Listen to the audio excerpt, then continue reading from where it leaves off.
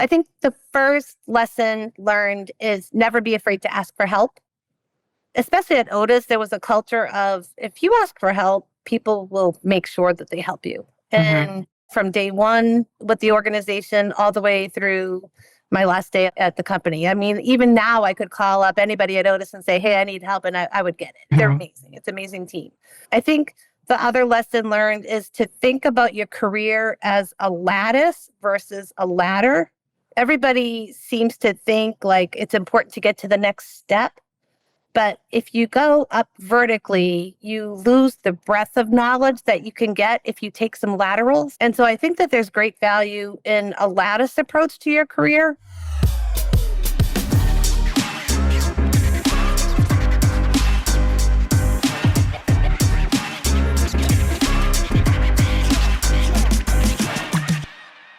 Welcome to the Future of Field Service podcast, where we deliver both information and inspiration on how to differentiate your business through service and lead through change. I'm your host, Sarah Nicastro, and I'm here to guide you through conversations around the trends that matter most, from business transformation and customer-centric innovation to the service evolution and attributes of effective leadership. Join us on this journey as we welcome industry leaders, visionaries, and experts to share their personal stories of change, challenges, triumphs, and transformation. Let's dive in. Today, we're going to be talking with Dot Mynahan, who was formerly the executive director for field operations at Otis Elevator Americas and spent nearly or just around 32 years with Otis and in services. So we're going to take a look at her experience as a woman in service over the span of a few decades and just hear a bit what that was like. So with International Women's Day on March 8th, the goal this month is to amplify the voice of women in the industry, as well as elevate the topics related to the International Women's Day theme of Inspire Inclusion. So Dot, welcome back to the Future of Field Service podcast. How are you? Thank you, Sarah. I'm well, thanks. And I appreciate the opportunity to speak with you again. Absolutely. I'm so glad you're here. So you are someone, you've been on the podcast before, and you are someone who has stood out to me in my time in field service as a woman voice in this space. You've done a lot throughout your career to advocate for women and to help support women. And I'm thrilled to have this discussion with you today. Now, you just recently retired from your role with Otis after nearly 32 years with the company. Just congratulations, first of all. Thank you. Yeah, you look tan, you look rested. So I would imagine retirement is treating you well. It's treating me very well, thanks. I love that. So I guess to start, 32 years with Otis is a major accomplishment. And can you just share with everyone a bit what your career journey looked like? I'd be happy to. Thanks, Sarah. So I started as a temp. Believe it or not, I answered a newspaper ad in the Portland, Maine newspaper looking for a service clerk. And so I started, and Otis had a policy at the time that all new hires had to be hired as a temp. So I started October 1st of 1990, and I was supposed to go permanent in December. And at the end of November, they implemented a hiring freeze. That put me in limbo until a position opened up once the hiring freeze was lifted. So it was a little nerve-wracking, but I knew when I worked there, I was like, I know I'm going to love this industry. I just knew it. Like, it was just a perfect fit. So I hung in there, and they were very good to me. Even as a temp, I hung around, and then June of 92 was actually when the first opening became available, where I was hired full-term as a service clerk. And then shortly thereafter, I was offered the opportunity to go into a training program to become a supervisor, which meant I spent 18 months out in the field working as a helper. So working with the tools, working with the mechanics, invaluable experience. And I would say the last 4 months of that time, the regional field ops manager who was overseeing my program had a really unique idea of every supervisor in New England who reported to him, who went on vacation, he would send me into that office to cover for the week. So think about this. I have a year of field experience under my belt, a few years with Otis under my belt, but walking into an office and sitting in the chair of a supervisor who typically had 20 plus years experience, many, many years in the field. I think the first supervisor I sat in his chair, he was a 40 plus year Otis veteran. And so the mechanics would come in the office and say, "Who are you?" And I'm like, "Well, I'm Dot, and Yeah. I'm training to become a supervisor." But what it did was built an incredible network. Mm-hmm. So I was able to meet all of the folks in all of the Otis offices across New England. I knew the supervisors, the branch managers, the sales reps, started to know the mechanics. And then also, it was interesting because I knew the systems, I knew parts, and I had worked in the field.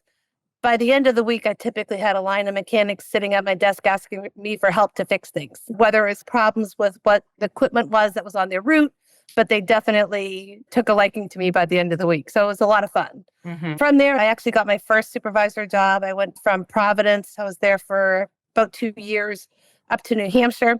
Otis has an employee scholar program. So I went to school at night, got my MBA. At the end of that, I became a general manager, first in Albany, then back to Portland, Maine. And then I had the opportunity to become a general manager of a larger office in Boston. And then the transition happened to field ops, solely field ops, where I came out of the P&L, went to the DC area and was the regional field ops manager there from '07 to 15. And then in 15, I had the opportunity to go to Latin America as the director of field operations. Didn't know Spanish, didn't know Portuguese, but was willing to take the job and give it a shot. Loved it. And then in 2018, I transitioned into my executive director role for the Americas. Wow. So quite a journey. And I always say that I think it's really interesting so specifically thinking about like women in service and that theme, I think it's really interesting when I speak with women about their progression. Like you started as a temp and you ended as the executive director of the field operations for the Americas. That's obviously very telling of your drive and your character and your abilities, right? It's also telling of the organization. I always think when someone has been with a company for 20, 30 years, it does let you know that there's things going right. Otherwise, people would not stay around. And I think particularly when you see women advancing into leadership roles, it's representative of a company really making an effort and putting action behind this idea of equity and inclusion. So really good stuff. So looking back, what are a couple of your proudest moments? I think the biggest achievement I have was starting Forward, which was the employee resource group for women in field operations. We started that in North America with a group of 12 women. It expanded to over 500 women internationally and really has made a difference in the careers and career ladders, not only for women in field operations in the offices, but even in the field, because we talked a lot about career ladders, and there are career ladders even within the field organization that I'm proud to see a lot of the women getting the opportunities that they deserve. So it's just been an incredible organizational structure to have that employee resource group that Otis supported as well as they did. And so that's probably my number one goal or achievement. And then I think the latest one, I want to go current, is the integration of Otis One, which is our IoT product, into our service operation. So whether it be improved maintenance guidance, was looking at where faults are occurring and where should maintenance occur on your next visit, looking at the time it takes to troubleshoot a callback, or even if you need to respond to a callback, if we can see that the car's running. It was just a lot of fun and a lot of energy in looking at what's possible with that data. So that's been a lot of fun. I've really loved that a lot. And then I think the other one is we're just getting ready to go into production for a new equipment product called the Gen 3 Core. And we took that through pilot and achieved our targeted installation hours. So just a lot of work, a lot of input from the field, fantastic team on my team that just really drove the design of the product and really making it field friendly. And I think the customers are going to be thrilled. It rides like a dream. So I'm really excited to hear the feedback from the customers. I love that what's standing out to me about your answers is, and so I'm going to tie this back to just the theme of leadership as a whole, right?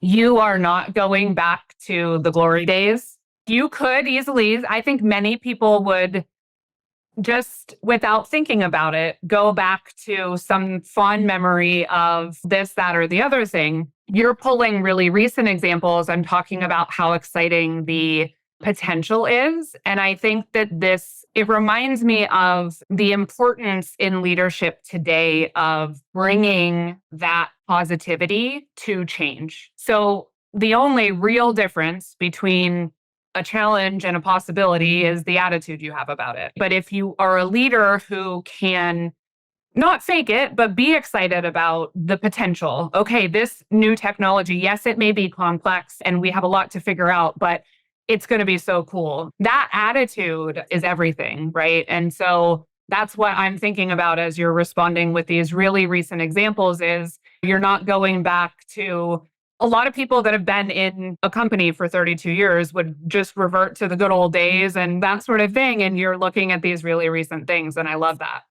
So when you think about the journey in terms of, are there any challenges that stand out to you of being a woman in a male-dominated field? I just never felt it.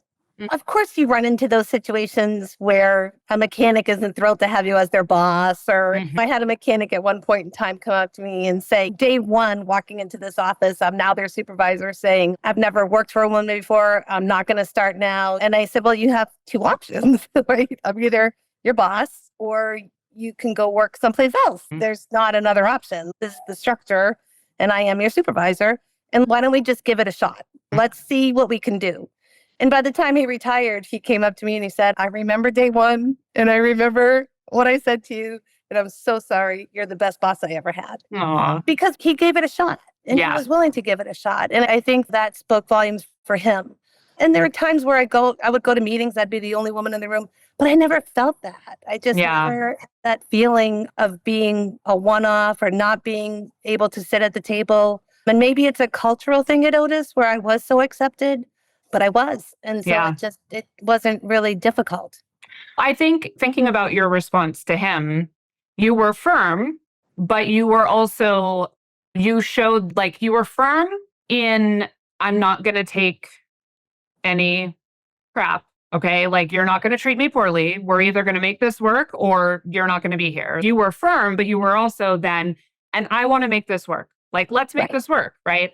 But that did make me think, the ability to do that, I think, has to be rooted in feeling empowered, right? There would probably be women in that position if they didn't feel supported and empowered in the role they're in fully, that wouldn't have felt comfortable saying, look, I want to make this work. Let's make this work. Or you're going to need to go find something else. So I think that probably is part of it. And this is where I think it's always a combination. It's always a combination of that tenacity and that drive and the right type of support within the organization. I thought of an extra question I want to ask you, which is, I'm sure this is hard to answer because you only know what the experience has been. You can't really project what it would have been otherwise. But do you feel like having a woman CEO has an impact on what this has looked like for you at Otis and for other women at Otis? 100%. Yeah. I think there's a couple of things. First of all, UTC started our relationship and our commitment to Paradigm for Parity, right? Which is saying that we'll be at 50% parity in leadership roles by 2030. So UTC started it. We became an independent company. We've continued our commitment to it. Judy is extremely committed to it. And I think I always go back to, if you can see it, you can be it. Mm-hmm. And I think Otis does a good job of highlighting and sharing success stories so that you can inspire others to look for those roles and know that they can be successful and know that they'll be supported. And so I really think it's a culture at Otis to ensure success. Yeah, that's a good point. And just to be clear, by asking that question, I wasn't trying to infer that Judy herself has made this so. It's more so that it's indicative of a company culture that is really valuing diversity and putting their action where the talk is, right? So that's what I meant. I don't think that in any way you need to have a woman CEO to create a positive environment or to have that impact. I was just thinking about how it's telling of the company's focus. Okay, Dot. So we talked about some of your proudest moments. We talked about some of the challenges. What would you say are a couple of the biggest lessons you feel like you learned over the course of your leadership career? I think the first lesson learned is never be afraid to ask for help. especially at Otis, there was a culture of if you ask for help, people will make sure that they help you. And from day one with the organization all the way through my last day at the company. I mean, even now I could call up anybody at Otis and say, hey, I need help. And I would get it. They're amazing. It's an amazing team. I think the other lesson learned is to think about your career as a lattice versus a ladder. Everybody seems to think like it's important to get to the next step.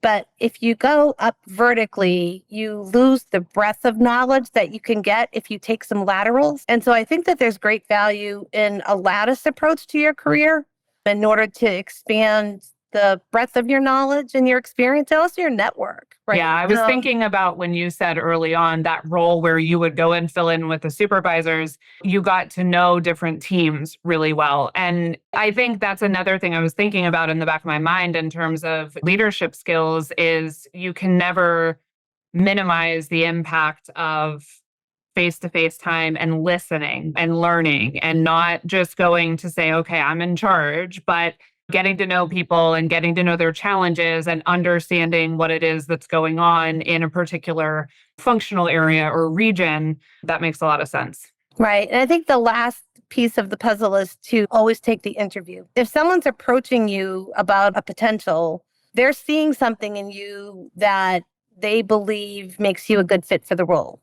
And I think that the lesson for women is men will apply to a job if they have 60% of the credentials, and women will apply if they have 100. So I did a lot of mentoring, a lot of coaching over the years to a lot of women who had been approached to roles, or I was approaching them for roles. And I'm like, look, I understand that you may not think you're ready, but if we look at all of the skills that you bring to the table and what you're capable of, then this role will take you to the next level. This role will take you from a regional footprint to a national footprint. And then there's learnings there. And even if you go to an America's level footprint, some of that is influencing remotely.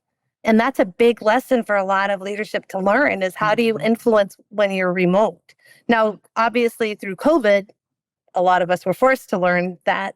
But pre-COVID, that was a big part of me going to Latin America was how could I learn to influence remotely? So there's a lot to be said there. And I think that always taking the interview, even if you're not successful, you've met a person in leadership who you may work with or for down the line. And I can cite several examples where that happened to me. And I was so happy that I took the interview, even though I wasn't successful, that I made those connections, which later on in the career ended up becoming great friendships. Yeah, because they might come back and say, hey, Dot, we didn't think you were a fit for this role, but now that we've met you and we know a bit about you, there's this other thing and you would be great for that. Yeah.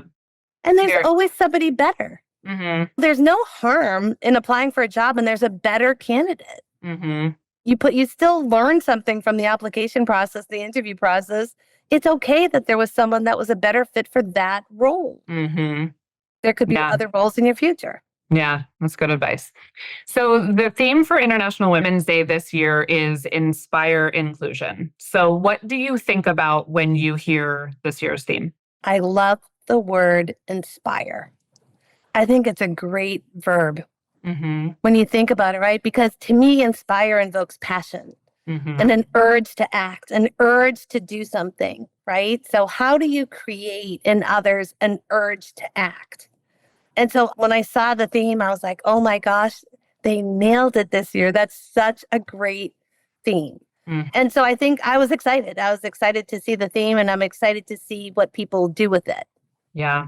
And this will be reflected in our content this month. They talk on the webpage about the theme. Inspiring inclusion is everyone's job. Yes, on this platform throughout this month, we want to amplify women's voices, but we also want to talk about the role everyone plays in inspiring inclusion. That's very important. So when it comes to areas of service that are still struggling with not only bringing more women into service, but diversity as a whole. What do you think are the reasons that as an industry, we're still not where we want to be? What do you think needs to happen next? I think the number one factor is unconscious bias. When you think about when you interview people, you feel very comfortable with someone who looks like you, thinks like you, went to the same schools, that you have a lot of things that you share in common. And so I think that there's just a tendency to default to those candidates because they're comfortable candidates, right? But diversity of thought brings a lot to the table, and diversity of candidates brings a lot to the table. I think we just have to look at and address and really think about unconscious bias and try to eliminate it. So if you're part of a hiring panel and you're having a discussion post-interview process and reviewing the candidates, and somebody is advocating for a candidate and you're like, okay, why? What makes this person the better candidate, right? And I think it helps too, if you start the whole process, is to have a diverse slate.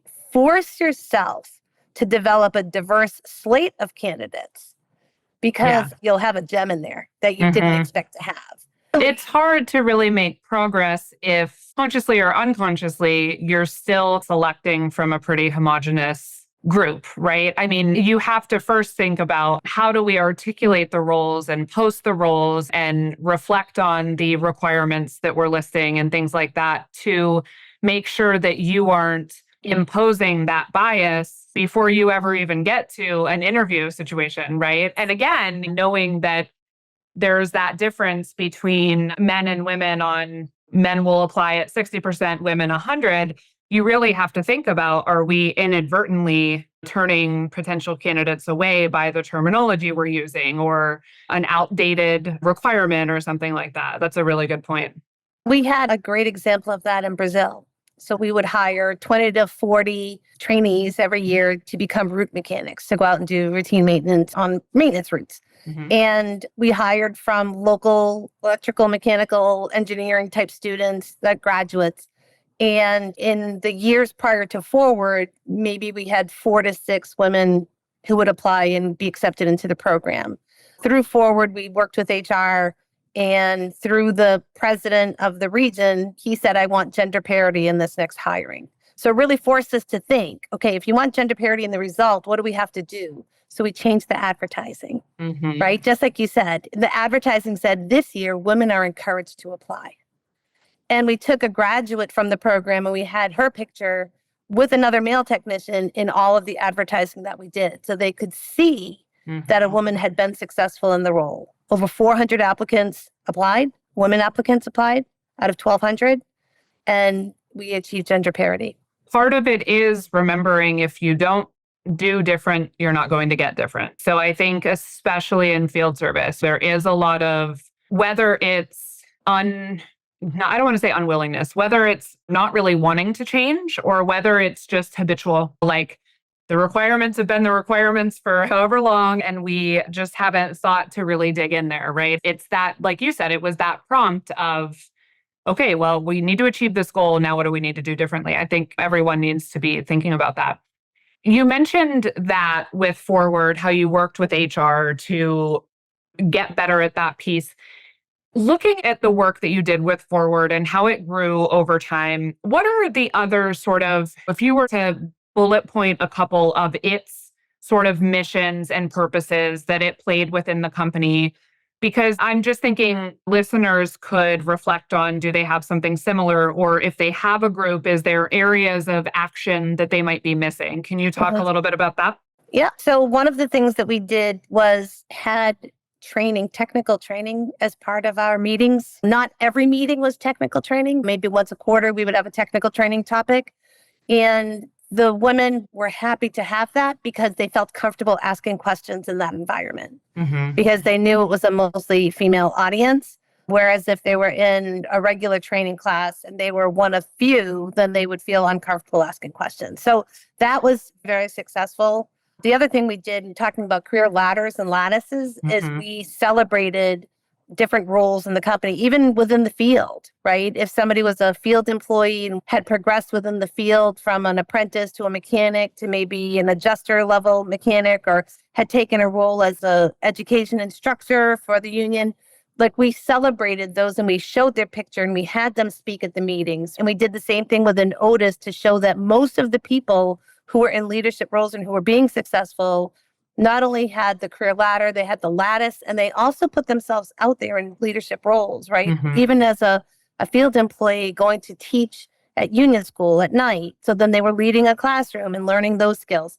So we really celebrated that, and we tried to share and put pictures and names to success, so that the old adage of if you can see it, you can be it, we lived that and tried to share everything that we could to just show that, to encourage other women to apply.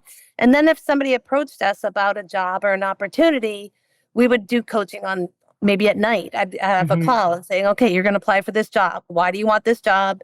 What's your interest in it? Okay, let's talk about what the job entails and what you need to think about as you're interviewing for the role. And think about the experience, because a lot of people say, well, I don't have that experience that another person has who's applying for a role. Okay, that could be true, but what do you bring to the table? What have you done that you bring to the table? Yeah. I think there was a point I wanted to bring up, which is this idea of when we think about, I wanted to first comment on the point you made about showing pictures and names and having people speak, because it brings me back to the reaction you had to the term inspire, which I think is rooted in its emotion, right? And we're people, we're humans, we connect with other people. So rather than putting up a stat in the meeting that says, this month or this quarter, 6 women advanced. Okay. It makes it personal. That's when you have that connection to, I see them doing this. I could do this too. And so I think it's something to keep in mind. The other thing is related to a lot of the coaching and that sort of thing. I think programs like this are important because when we go back to the theme of inspiring inclusion, that isn't at one level, right?